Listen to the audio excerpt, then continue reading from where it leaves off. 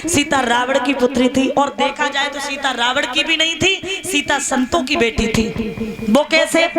ये रावण जो था, इसके बगीचे में सप्तऋषि आते थे, और जो सप्तऋषि आते थे इनसे ये कर लेता था टैक्स।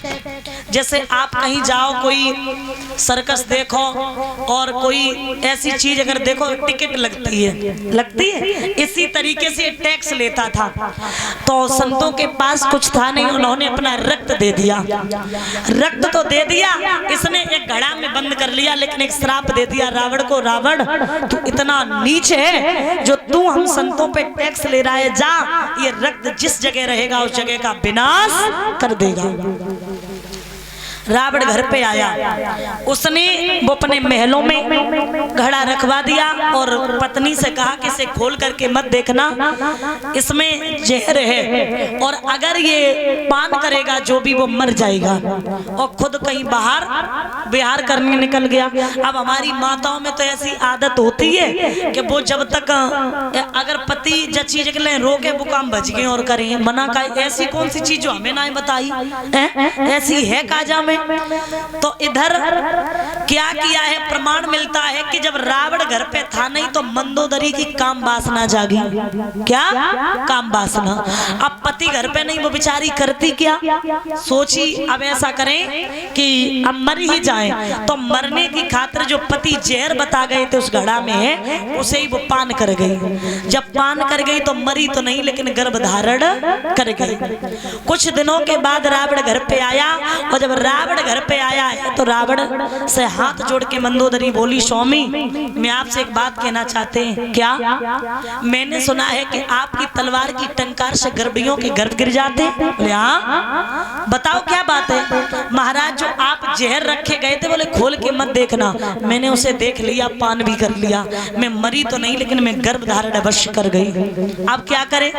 तो ध्यान रखना, रावण ने उसी का गर्भपात करा दिया, और गर्भपात करा के एक घड़े में बंद करके जनक की सीध में रखवा दिया। क्यों? क्योंकि वो घर पे रहता तो विनाश कर देता, क्योंकि संतों ने श्राप दिया था ना। तो अब जब वो जनक की सीध में गड़वा दिया तो जनक की सभा में 12 वर्ष पहले से वर्षा नहीं हुई थी। अब यहाँ जोशियों का कहना था कि राजा और रानी मिलके हल चलाएं तो वर्षा अवश्य होगी। राजा और रानी मिलके हल चलाने लगे, हल चलता रहा चलता रहा चलता रहा, जाके उसी घड़ा से टकरा गया, और जब टकरा गया तो उसी घड़ा से पुत्री निकली। अब जब पुत्री निकली तो उसका नाम रख दिया सीता।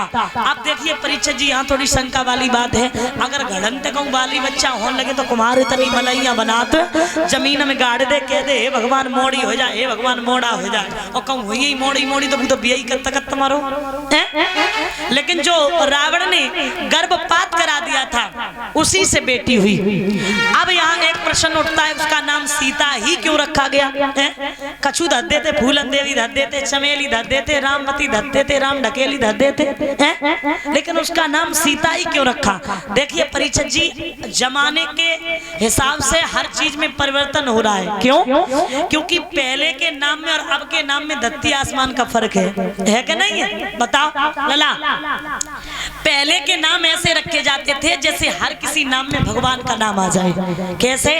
उमा शंकर, प्रेम शंकर, हरिओम, हरि प्रसाद, हरि शंकर, टोपा शंकर, ये नहीं रखा जाता था, वो तो अपनी तरफ से बोल रहे होते ऐसे। और दमदार और रखे जाते थे, लंबतदार, फौजदार, सूबेदार, जिलेदार, तहसीलदार, ये नहीं रखे जाते। को का तहसीलदार ना नहीं होता। अच्छा, पल्लेदार, अच्छा, ऐसे नाम। अब तब तो ऐसे रखे जाते, आज के कैसे? हमें तो आज के अच्छे लगते। कौन कौन से? ईना, मीना, टीना, रिंकी, पिंकी, खुशबू, बदबू, रोशनी, उजीतो। दो दो अक्षर के नाम रखे जाते आज के जमाने में। जानू कोई नाम होता है, आशिक कोई नाम होता है, जबुआ ना होता, करुआ, भूरा, पपुआ। ऐसे नाम रखे जाते हैं। लेकिन हम आपको एक बात बताएं, बिल्कुल सत्य, झूठ नहीं बोलेंगे। अब मेरी करेल के पास में मेरी कथा चल रही थी, वहां परीक्षक जी अपने नाती को माला डलवाने के लिए आए। रियल बात है, ये मैं कोई बना के नहीं कह रही। तो उन्होंने माला डलवाई। हमने कहा बाबा इनका नाम क्या है बच्चे का? तो जवाब दिया उसका नाम तो था आर्यन, लेकिन बोले वो उसका नाम है एरियल।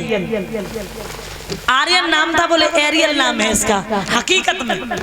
तो ऐसे नाम रख दिए माताएं।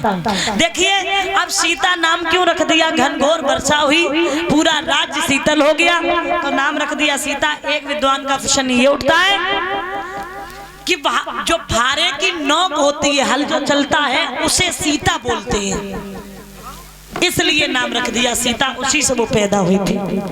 अब महाराज सीता कुछ बड़ी हुई तो जनक की सभा में एक धनुष रखा था।